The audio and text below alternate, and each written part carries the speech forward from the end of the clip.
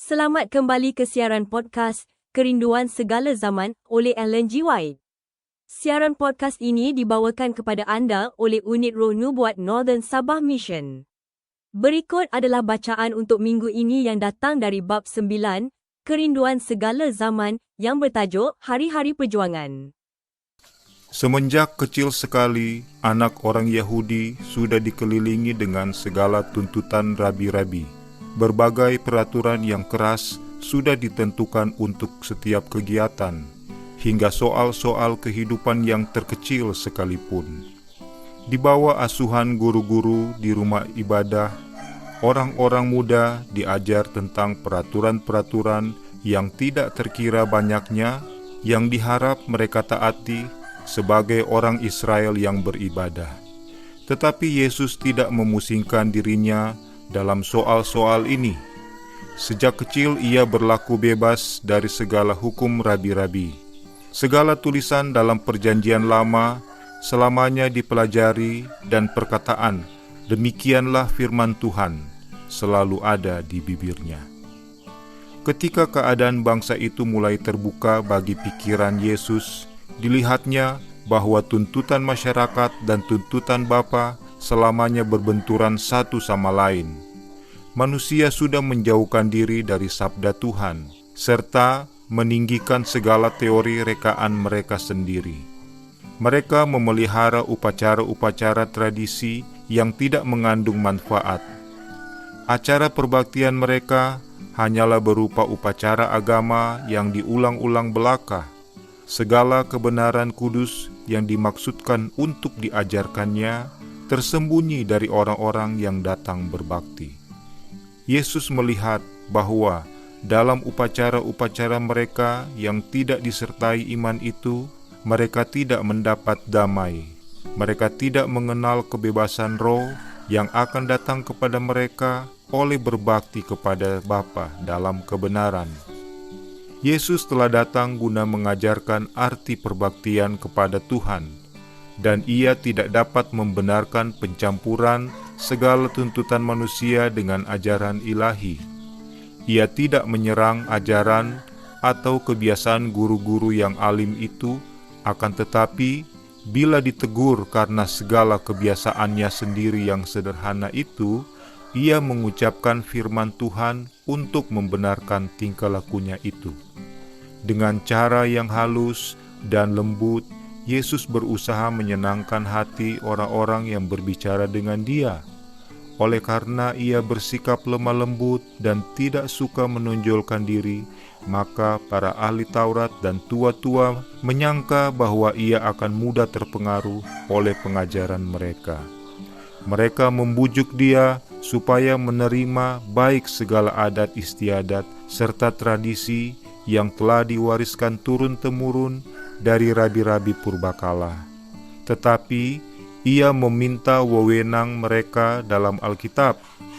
Ia mau mendengar tiap sabda yang keluar dari mulut Tuhan, tetapi ia tidak dapat menurut segala rekaan manusia.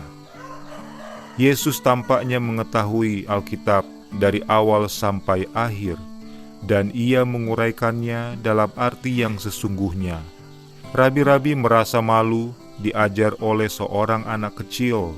Mereka menuntut bahwa kewajiban merekalah untuk menjelaskan Alkitab dan bahwa pihaknya lah yang harus menerima tafsiran mereka. Mereka marah karena ia berani melawan perkataan mereka itu. Mereka tahu bahwa tidak ada wewenang yang dapat diperoleh dalam Alkitab untuk tradisi-tradisi mereka itu. Mereka menyadari bahwa dalam pengertian rohani, Yesus jauh lebih maju daripada mereka. Namun mereka marah karena ia tidak menurut segala perintah mereka.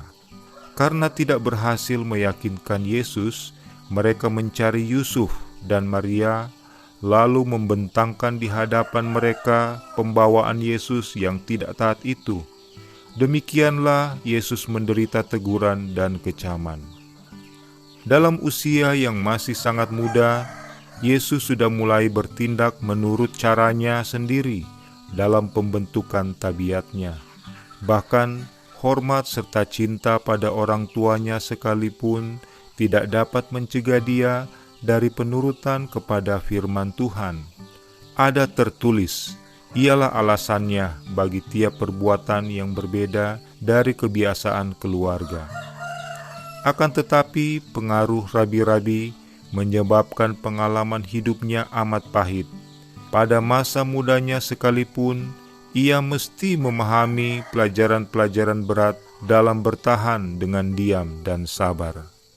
Saudara-saudaranya, yaitu anak-anak Yusuf, memihak kepada rabi-rabi. Mereka bersikeras mengatakan bahwa tradisi-tradisi mesti ditaati, seakan-akan hal itu adalah tuntutan Tuhan.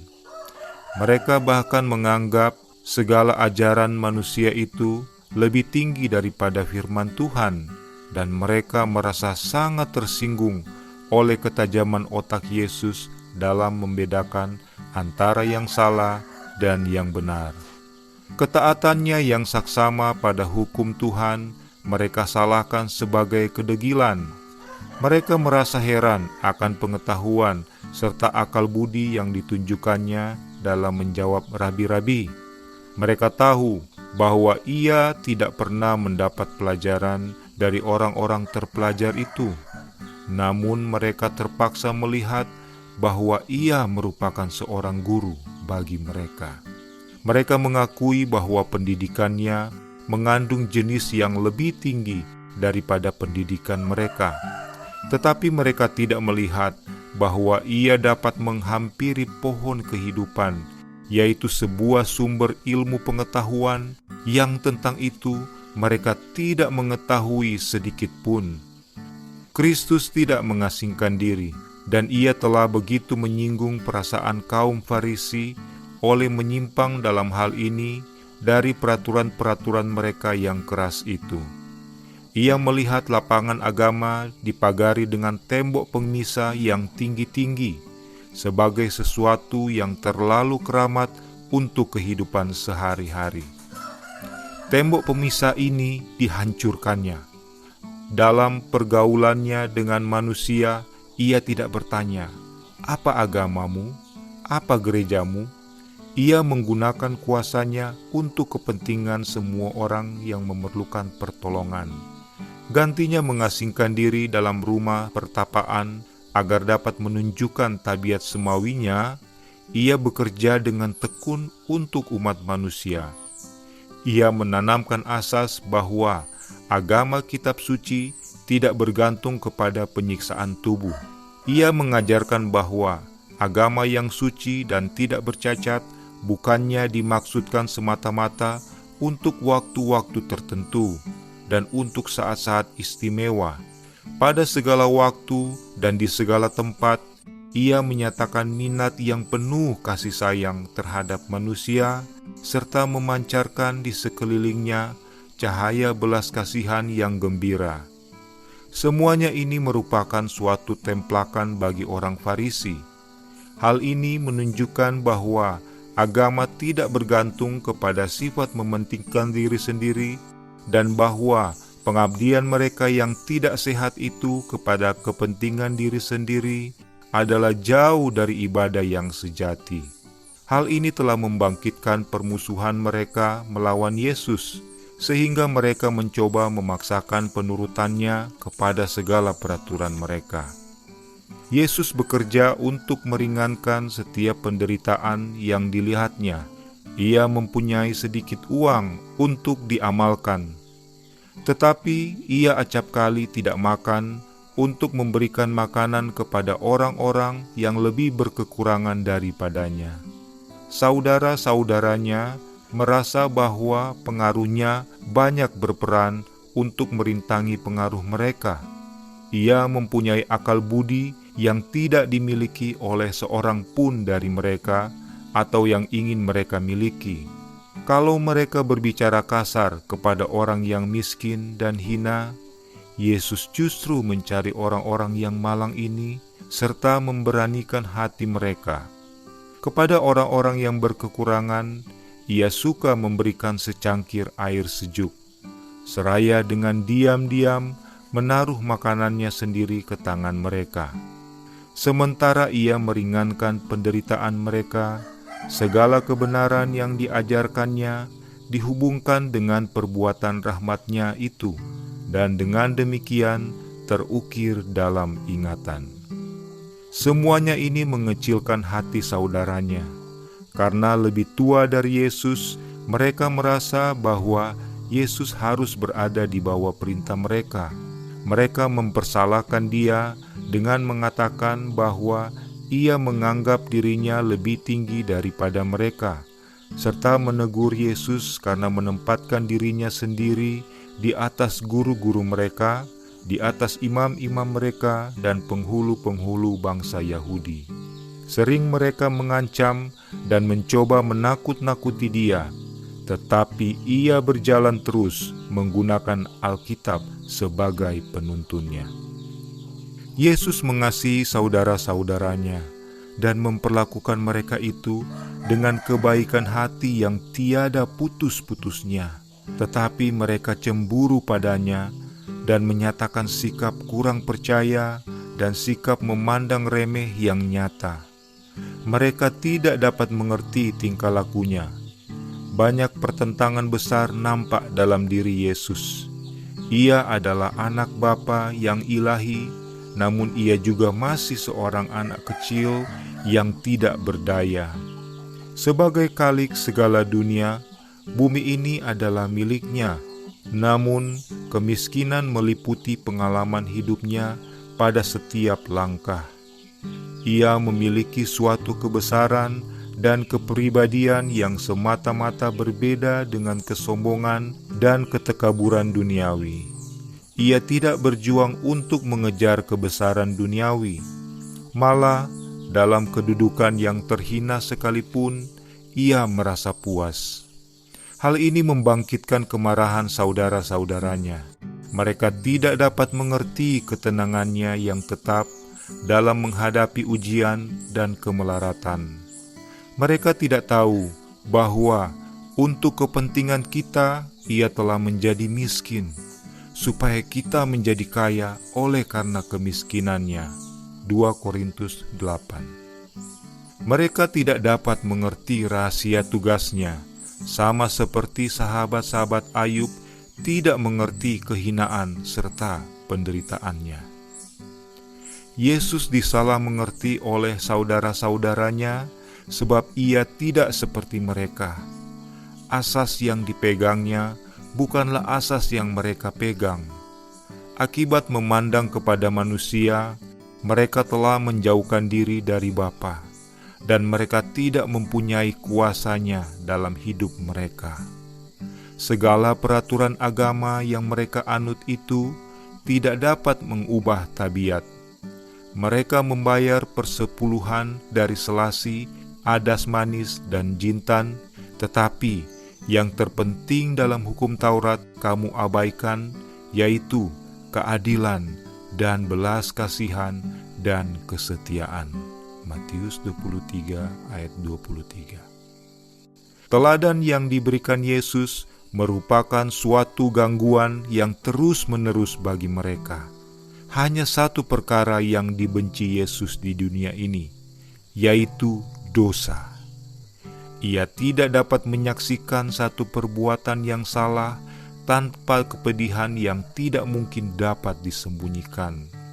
Di kalangan orang-orang yang beragama sekedar peraturan saja, yang kesuciannya secara lahiriah menyembunyikan kecintaan pada dosa, dengan suatu tabiat yang dalamnya semangat untuk kemuliaan Tuhan selamanya paling utama, perbedaan amat nyata.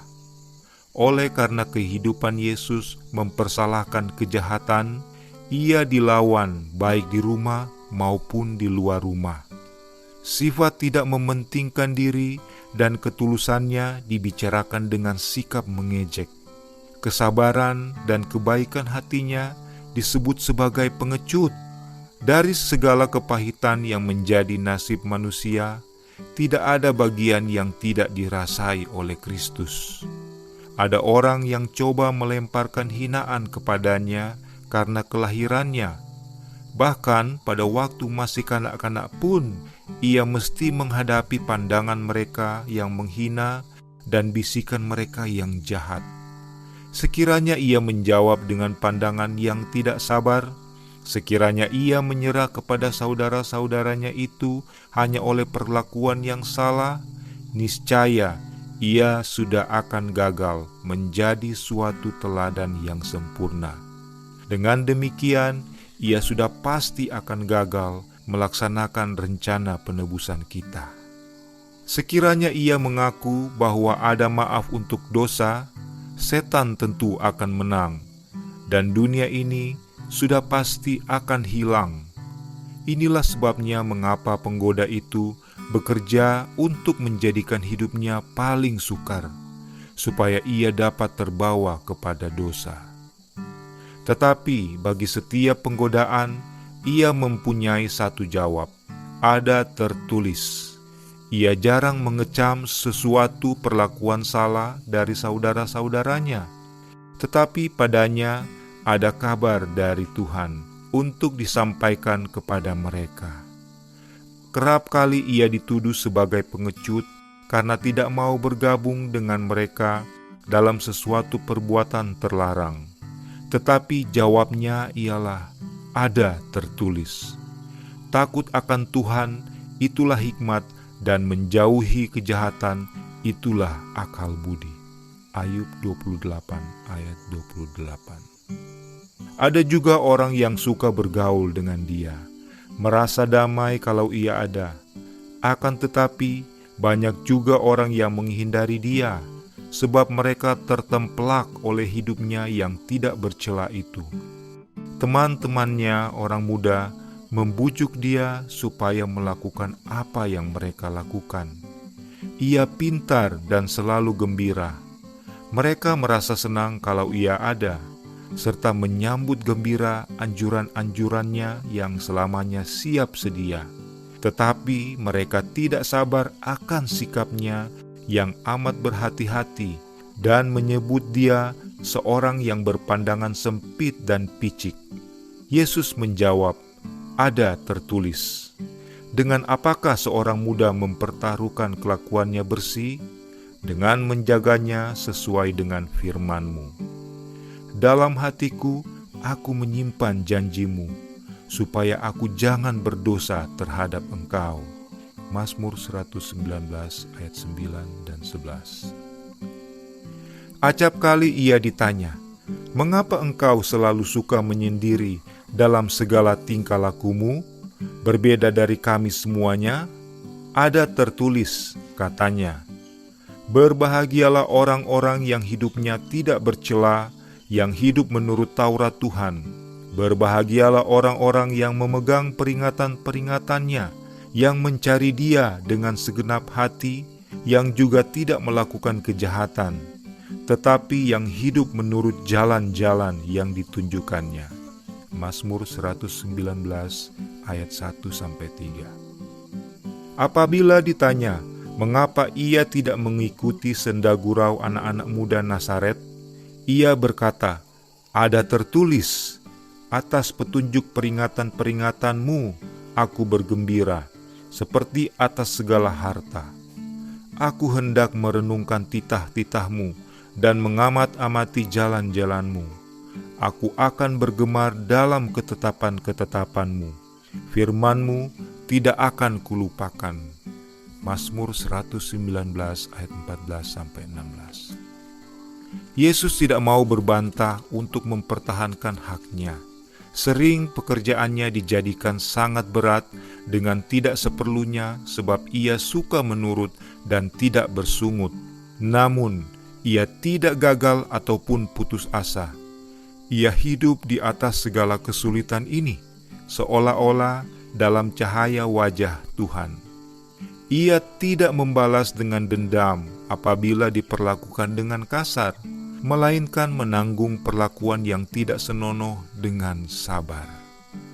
Berulang-ulang ia ditanyai, mengapa engkau menyerah saja pada perlakuan yang tidak senonoh itu, meski dari saudara-saudaramu? Ada tertulis, katanya, hai anakku, janganlah engkau melupakan ajaranku, dan biarlah hatimu memelihara perintahku, karena panjang umur dan lanjut usia serta sejahtera akan ditambahkannya kepadamu. Janganlah kiranya kasih dan setia meninggalkan engkau. Kalungkanlah itu pada lehermu, tuliskanlah itu pada loh hatimu, maka engkau akan mendapat kasih dan penghargaan dalam pandangan Bapa serta manusia. Amsal 3 ayat 1-4. Sejak orang tua Yesus menjumpai dia di bait suci, segala tingkah lakunya merupakan suatu rahasia bagi mereka. Ia tidak mau berbantah, namun teladan yang diberikannya selamanya menjadi suatu pelajaran. Ia tampak sebagai seorang yang sudah diasingkan. Saat-saat kebahagiaannya ialah bila mana ia seorang diri dengan alam kejadian dan dengan Tuhan. Setiap kali ada kesempatan terluang baginya, ia meninggalkan pekerjaannya lalu pergi ke ladang untuk merenungkan di lembah-lembah yang menghijau, untuk mengadakan hubungan dengan Bapa di lereng gunung atau di bawah pepohonan yang rindang daunnya. Sering di pagi-pagi buta, ia berada di suatu tempat yang sunyi untuk merenung, menyelidiki Alkitab, atau berdoa. Dari saat-saat yang tenang ini, ia pulang ke rumahnya untuk melakukan kewajibannya pula, dan guna memberikan suatu teladan dalam melakukan pekerjaan dengan sabar. Kehidupan Kristus ditandai dengan kehormatan dan kasih pada ibunya. Maria percaya dalam hatinya bahwa Anak Kudus yang lahir daripadanya itulah Mesias yang sudah lama dijanjikan. Namun, ia tidak berani menyatakan keyakinannya itu. Selama ia hidup di bumi ini, Maria turut mengambil bagian dalam kesengsaraan Yesus. Ia menyaksikan dengan duka segala penderitaan yang didatangkan kepadanya pada waktu ia masih kanak-kanak dan anak muda. Oleh membenarkan apa yang diketahuinya benar dalam kelakuan Yesus, ia sendiri terbawa ke dalam kedudukan yang sulit. Ia memandang pada pergaulan di rumah tangga dan pemeliharaan ibu yang lemah lembut akan anak-anaknya sebagai sesuatu yang sangat penting dalam pembentukan tabiat. Putra-putri Yusuf mengetahui hal ini, dan dengan menarik perhatian kepada kecemasan hati ibu itu, mereka mencoba memperbaiki kebiasaan-kebiasaan Yesus sesuai dengan ukuran mereka. Maria acap kali menegur Yesus, serta mendesak agar ia mengikuti kebiasaan rabi-rabi. Akan tetapi, ia tidak dapat dibujuk untuk mengubah kebiasaannya dalam merenungkan perbuatan tangan Bapa, serta berusaha meringankan penderitaan manusia, bahkan penderitaan binatang-binatang yang bisu sekalipun. Apabila imam-imam dan guru-guru menuntut bantuan Maria dalam mengendalikan Yesus, ia merasa susah. Tetapi damai datang ke dalam hatinya setelah diucapkannya sebutan-sebutan Alkitab yang menyokong segala kebiasaannya. Ada kalanya ia merasa ragu-ragu antara Yesus dan saudara-saudaranya yang tidak percaya bahwa ialah utusan dari Bapa. Ada kalanya Maria merasa ragu-ragu antara Yesus dan saudara-saudaranya yang tidak percaya bahwa ialah utusan dari Tuhan. Akan tetapi, banyak sekali bukti yang menyatakan bahwa tabiatnya itu ilahi adanya. Ia melihat Yesus mengorbankan dirinya sendiri demi kebaikan orang-orang lain. Hadiratnya membawa suatu suasana yang lebih murni ke dalam rumah tangga, dan kehidupannya adalah bagaikan ragi yang bekerja di tengah unsur-unsur kemasyarakatan. Dalam keadaan tidak berdosa dan tidak bercela, ia berjalan di antara orang-orang yang kurang pikir, yang kasar, dan yang tidak sopan. Di antara para pemungut cukai yang curang, anak-anak sesat yang nekat, orang-orang Samaria yang najis, serdadu-serdadu kafir, petani-petani yang kasar, dan orang banyak dengan berbagai keadaan. Ia mengucapkan sepatah kata belas kasihan di sini dan sepatah kata di sana. Bila mana ia melihat orang yang penat, namun terpaksa memikul beban-beban yang berat, ia turut memikul beban mereka, seraya memberikan kepada mereka itu pelajaran-pelajaran yang telah dipelajarinya dari alam kejadian tentang kasih sayang, kebaikan hati, dan kebajikan Bapa. Ia mengajar semua orang untuk memandang bahwa diri mereka sendiri telah dianugerahi berbagai macam bakat yang jika digunakan dengan semestinya akan menghasilkan kekayaan yang kekal bagi mereka. Ia mencabut segala kesia-siaan dari kehidupan dan oleh teladan yang diberikannya mengajarkan bahwa setiap saat berisi akibat-akibat yang kekal, bahwa waktu itu harus dijaga laksana sebuah harta dan harus digunakan untuk maksud-maksud yang suci. Ia tidak pernah menganggap seorang pun tidak berharga, melainkan berusaha membubuhkan penawar yang menyelamatkan kepada tiap-tiap jiwa. Dalam kelompok manusia manapun ia berada, ia menyampaikan suatu pelajaran yang selaras dengan waktu dan keadaan. Ia berusaha mengilhamkan harapan ke dalam hati orang-orang yang paling kasar dengan tidak muluk-muluk, membukakan kepada mereka jaminan bahwa mereka dapat menjadi bebas dari celah dan bencana, mencapai suatu tabiat yang akan menjadikan mereka nyata sebagai anak-anak Tuhan. Kerap kali ia bertemu dengan orang-orang yang telah hanyut di bawah kendali setan dan yang tidak berkuasa melepaskan diri dari jeratnya. Kepada mereka yang demikian, yang putus asa, sakit, tergoda, dan terjerumus, Yesus mengucapkan perkataan belas kasihan yang paling lemah lembut, perkataan yang diperlukan dan yang dapat dipahami. Sering pula ia bertemu dengan orang-orang lain yang sedang bertempur melawan musuh jiwa. Ia meneguhkan semangat orang-orang ini supaya tetap tabah, seraya memberi jaminan bahwa mereka pasti menang karena malaikat-malaikat Tuhan berdiri di pihak mereka dan akan memberi kepada mereka kemenangan. Orang-orang yang ditolongnya dengan demikian diyakinkan bahwa inilah Dia yang padanya mereka dapat berharap dengan keyakinan yang sempurna.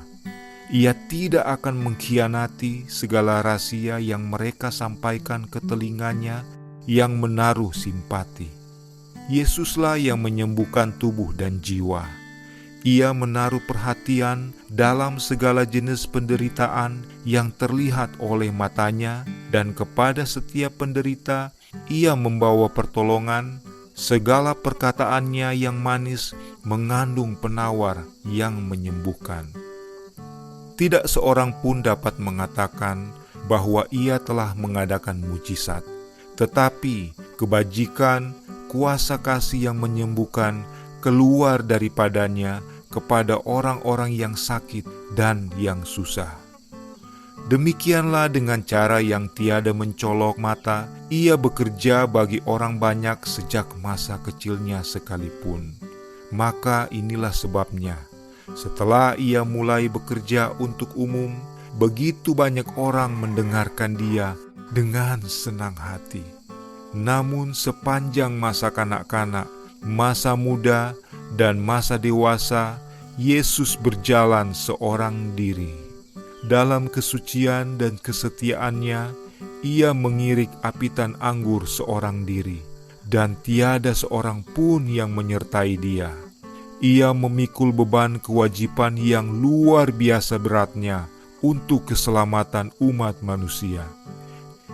ia mengetahui bahwa kecuali ada suatu perubahan yang nyata dalam asas-asas serta maksud-maksud umat manusia, semuanya pasti akan binasa. Inilah beban jiwanya, dan tak ada seorang pun yang dapat menyadari beban yang terletak di atas pundaknya itu. Penuh dengan maksud yang kuat, ia pun melaksanakan rencana hidupnya, yaitu bahwa ia sendiri yang harus menjadi terang bagi manusia. Terima kasih kerana telah mengikuti bacaan untuk minggu ini yang datang dari bab 9, Kerinduan Segala Zaman, yang bertajuk Hari-Hari Perjuangan. Kami mengundang anda untuk terus menyertai siaran podcast Kerinduan Segala Zaman oleh Ellen G. White di dalam bacaan bab yang seterusnya. Tuhan memberkati anda.